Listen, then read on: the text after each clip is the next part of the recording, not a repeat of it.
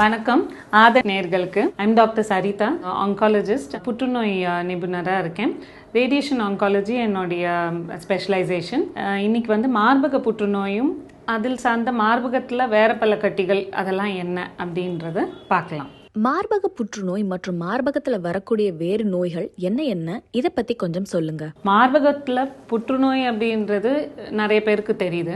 மார்பகத்தில் வேற சில கட்டிகள் என்ன அப்படின்றது நிறைய பேருக்கு தெரியறதில்ல. அதனாலேயே பயம், ரொம்ப டென்ஷன் ஆகிடுறாங்க. நிறைய பேர் நான் பார்த்துருக்கேன், கிளினிக்கில் வர்றதுக்கு முன்னாடி ரொம்ப வரிடாக வராங்க. ஸோ முதல்ல அதை பற்றி பேசிடுறோம். அதாவது மார்பகத்தில் கொழுப்பு கட்டிகள், நீர் கட்டிகள், இது ரெண்டுமே இருக்குது. மார்பகம்னா என்னன்னு பார்த்தீங்கன்னா, ஒரு சிம்பிளாக ஒரு ஸ்கின்ல கொஞ்சம் மசில் லேயர்ஸ் அப்படின்ட்டு எதுவுமே கிடையாது. வெறும் கொழுப்பும் பால் சொருக்கிற பைக்களும் மட்டும்தான் இருக்குது. அது பால் உங்களுக்கு சொருக்கிறது எப்போன்னு பார்த்தீங்கன்னா, கருவுட்ட பிறகு மட்டும்தான் அதெல்லாம் வரும். ஸோ மற்ற டைமில் பார்த்தீங்கன்னா தண்ணி, நீர், ஒரு சில டைம் ரத்தம் கூட வரலாம் அந்த நிப்பிள் வழியாக. அது இந்த நிப்பிள் வழியாக ரத்தம்லாம் வர்றது மார்பக புற்றுநோய் இருந்தால் மட்டும்தான் அப்படி வரும். இல்லைன்னா இந்த தண்ணி அப்படியெல்லாம் வர்றது உங்களுக்கு ஒரு சில ஃபைப்ரோசிஸ்டிக் டிசீஸ் அப்படின்னு மார்பகத்தில் இருந்ததுன்னா, அதாவது இந்த நீர்க்கட்டிகள் நிறைய இருந்ததுன்னா இந்த மாதிரி வரும். அதே சமயம் தைராய்டு ப்ராப்ளம் இல்லை வேறு ஏதாவது ஹார்மோனல் இம்பேலன்சஸ் இருந்தால் கூட இந்த மாதிரி தண்ணி சொருக்கும் காம்புலேருந்து. இந்த நிப்பிள்லேருந்து இந்த மாதிரியெல்லாம் வரைச்ச நிறைய பேர் பயந்துடுறாங்க. பட் அதுக்கு பேசிக் காரணம் ஐதர் ஹார்மோனல் இம்பேலன்ஸோ, ஈவன் பால் கூட வரலாம், அதுவும் ஒரு ஹார்மோனல் இம்பேலன்ஸ்னால தான் வருது. இப்போது நான் சொன்னதில் உங்களுக்கு மார்பகத்தில் கொழுப்பு இருக்குது அப்படின்றது தெரியுது, நீர் இருக்குது அப்படின்றதும் தெரியுது. இந்த கொழுப்பு அப்பப்போ சில டைம் ஃப்ரீயாக மூமெண்ட் இருக்கிறச்ச அது ஃப்ரீயாக வெளியில் வந்துடுது. பட் சில டைம் அந்த கொழுப்பு மூமெண்ட் இல்லாமல் இருக்கிறச்ச அது அங்கே கட்டிக்கிட்டு ஒரு ஃபார்ம், ஒரு கிரானியூல் மாதிரி, ஒரு நாடியூல் மாதிரி ஃபார்ம் ஆகுது. அந்த மாதிரி கட்டிகள் தான் கொழுப்பு கட்டிகள், ஃபைப்ரோ அடினோமா அப்படின்னு சொல்கிறது. அதை நாங்கள் மெடிக்கலி கூட இதை ரேட் ஆர் த மவுஸ் இன் த பிரெஸ்ட் அப்படின்னு சொல்லுவோம். அதாவது ஒரு இடம் தொட்டால் இன்னொரு பக்கம் போகும், இன்னொரு பக்கம் தொட்டால் இன்னொரு சைடுக்கு மூவ் ஆகும். So it's call the mouse in the breast. So இந்த மாதிரி ஃபைப்ரோ அடினோமாஸ் நிறைய வகை இருக்குது.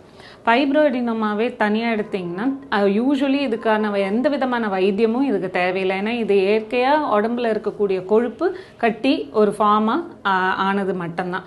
இதே பார்த்திங்கன்னா நிறைய பேருக்கு உடம்புல, கையில், காலில் எல்லாம், தொடையில எல்லாம் கூட இந்த மாதிரி கொழுப்பு கட்டிகள் வரும். அதையெல்லாம் நாங்கள் யாரும் ஆப்ரேட் பண்ணி எடுக்கிறது இல்லை. அதே மாதிரி இந்த மார்பகத்தில் வரக்கூடிய கொழுப்பு கட்டியும் ஆப்ரேட் பண்ணி எடுக்க வேண்டிய அவசியம் கிடையாது. ஆனால் இதே கொழுப்பு கட்டி உங்களுக்கு ஒரு டைமுக்கு அப்புறம் அது பெருசாகி போயிட்டே இருக்குது, இதை ஒரு க்ரோத்து, அன்கண்ட்ரோல்டு க்ரோத்து அப்படி இருக்குது அப்படின்னா கண்டிப்பாக நம்ம அதை ஆப்ரேட் பண்ணி எடுத்துடணும். ஏன்னா ஜாயிண்ட் ஃபைப்ரோ அடினோமா அப்படின்றது ஃபார்ம் ஆகக்கூடிய வாய்ப்பு இருக்குது. ஸோ அந்த மாதிரி இருக்கிறச்ச அதை ஆப்ரேட் பண்ணி எடுக்கிறதுக்கு நாங்கள் அட்வைஸ் பண்ணுவோம். Usually young girls up to 40-45 வரைக்கும் இந்த கொழுப்பு கட்டிகள் ஃபார்ம் ஆகும். இது அப்சர்வேஷனில் தான் வைப்போம். முன்ன ஒரு காலத்தில் மார்பகத்தில் எந்த கட்டி பார்த்தாலும் ஆப்ரேட் பண்ணிடுங்க அப்படின்ட்டு பண்ணிட்டு இருந்தோம். பட் இப்போ அதை பண்ணுறதில்லை. ஏன்னா திருப்பியும் அதே கொழுப்பு சேரும். ஸோ அதே இடத்துல எப்போ ஒரு கொழுப்பு கட்டி எடுத்தோமோ திருப்பியும் அதே இடத்துல இன்னொரு கொழுப்பு கட்டி ஃபார்ம் ஆகிறச்ச the purpose is last.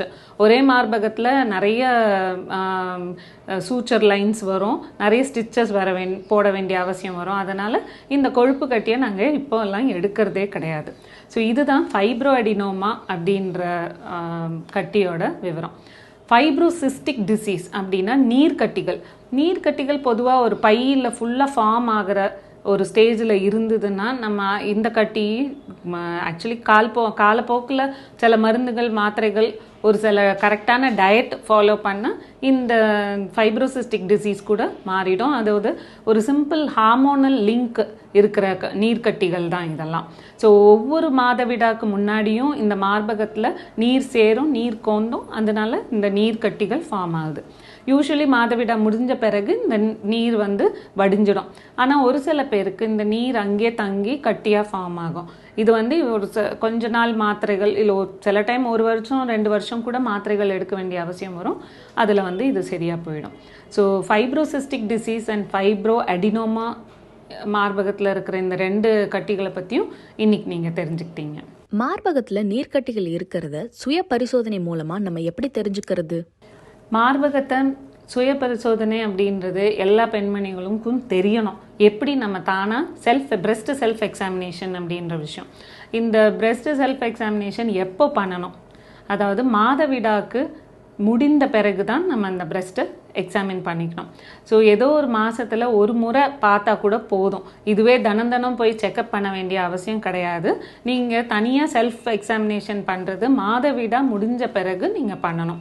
So இதை எப்படி நம்ம பண்ணணும்னு பார்த்தீங்கன்னா, நம்ம மார்பகத்தை ஒரு 4 போர்ஷனாக டிவைட் பண்ணுவோம். இப்போ சப்போஸ் இதுதான் மார்பகம்னா இதை ஒரு 4 போர்ஷனாக டிவைட் பண்ணுறோம். 1 2 3 4 அண்ட் காம்பு இருக்கிற இடம் 5ன்னு வச்சுப்போம். ஆப்போசிட் கையில் இருக்கிற உள்ளங்கையால் நம்மளுடைய ஒவ்வொரு குவாட்ரண்ட்டையும் செக் பண்ணுறோம். 1 2 3 4 அண்ட் 5. இந்த மாதிரி நம்ம நின்று பரிசோதனை பண்ணிக்கணும், படுத்துக்கிட்டும் பரிசோதனை பண்ணிக்கணும். இதில் ஏதாவது உங்களுக்கு கையில் தெம்பெடுது, ஏதாவது ஒரு கட்டி மாதிரி ஏதாவது ஃபீல் ஆகுதுன்னா கண்டிப்பாக டாக்டரை அணுகிக்கோங்க. அண்ட் எப்போ பண்ணணும்னு பார்த்தீங்கன்னா, நீங்கள் சும்மா குளிக்கிறச்ச ஒரு டைமும் நைட்டு படுக்க போகிறச்ச ஒரு வாட்டி பார்த்துட்டிங்கனாலே போதும். இதை வந்து ஒரு பெரிய ஒரு எக்ஸாமினேஷன் மாதிரி எதுவும் நினச்சிக்க வேண்டாம். இது ஒரு பெரிய விஷயமே கிடையாது. அப்படி உங்களுக்கு ஏதாவது கையில் ஃபீல் ஆகலைன்னாலும் பரவாயில்ல, உங்களுக்கு வலி இருக்கோ இல்லை இந்த மாதிரி காம்புலேருந்து தண்ணி வருது அந்த மாதிரியெல்லாம் பிரச்சனைகள் இருந்தாலும் டாக்டர் அணுகுங்க. கண்டிப்பாக அவங்க உங்களுக்கு கைட் பண்ணுவாங்க. மார்பகத்துல இருக்கிற நீர் அல்லது கொழுப்பு கட்டி உயிருக்கு அச்சுறுத்தலா ஆபத்தான நோயா மாறுறதுக்கு வாய்ப்புகள் இருக்கா? எல்லாரும் இதை தான் இந்த விஷயத்த பயந்துட்டு தான் நிறைய பேர் ரொம்ப ஸ்ட்ரெஸ் ஆகி வராங்க. கொழுப்பு என்றைக்குமே புற்றுநோயாக மாறினது கிடையாது. அதே மாதிரி நீர் புற்றுநோயாக மாறினது கிடையாது. ஆனால் இதே கட்டிகள் பக்கத்தில் ஏதாவது ஒரு மாற்றம் இருந்ததுன்னா அது கண்டிப்பாக நம்மளால் கண்டுபிடிக்க முடியாது. ஸோ இதுக்கு தான் நம்ம பரிசோதனை பண்ணிக்கணுன்றது. We have to do a checkup. எப்போ பண்ணணும் அப்படின்னு பார்த்தீங்கன்னா, ஒரு 40 வயசுக்கு மேலே இருக்கவங்க வந்து மேமோகிராம் அப்படின்ற ஸ்கேன் பண்ணிக்கலாம். 40 வயசுக்கு உள்ளே இருக்கிறவங்க வந்து அல்ட்ராசவுண்ட் ஆஃப் த பிரெஸ்ட் பண்ணிக்கலாம். இந்த 2 இன்வெஸ்டிகேஷன் மொடாலிட்டி கண்டிப்பாக முதல்ல டாக்டர் அணுகி செக்கப் பண்ணிவிட்டு அதுக்கப்புறம் அவங்க சொல்கிறபடி பண்ணிங்கன்னா நல்லது. ஒரு சில டைம் வந்து மார்பகம் பெருசாக இருக்கலாம், உங்களுக்கு இந்த மேமோகிராமில் கிளியராக தெரியாது. அப்படின்ற ஒரு பட்சத்தில் நேச்சர் தெரியல அப்படின்னா எம்ஆர்ஐ ஆஃப் த பிரெஸ்ட் கூட இருக்குது.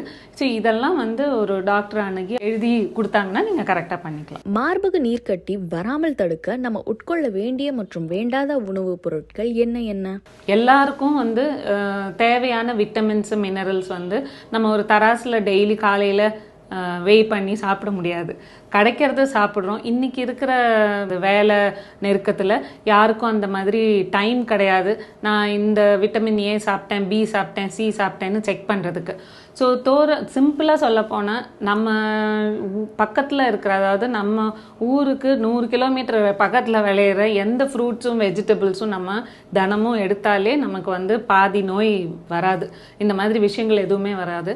பெரும்பாலும் இந்த நீர்க்கட்டிகள் எல்லாம் சின்ன பிள்ளைங்களுக்கு தான் வருது. அதாவது அந்த ஏஜ் குரூப் பார்த்தீங்கனாலே 13லேருந்து 20-22 வயசு இந்த ஏஜ் குரூப்பில் இருக்கிற கேர்ள்ஸுக்கு தான் வருது.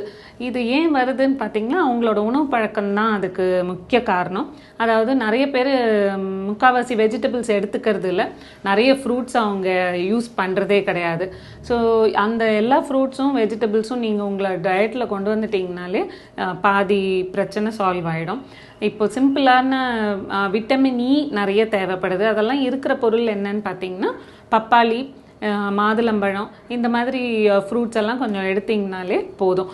எதுவும் நம்ம வந்து எக்ஸாட்டிக் ஃப்ரூட்ஸு வெஜிடபிள்ஸு வெளியூர்லேருந்து வரணும் அப்படியெல்லாம் கிடையாதுங்க. நம்ம ஊரில் விளையிற சாதாரணமான ஃப்ரூட்ஸ் அண்ட் வெஜிடபிள்ஸ் எடுத்தாலே நமக்கு வந்து இந்த நோய் வராது.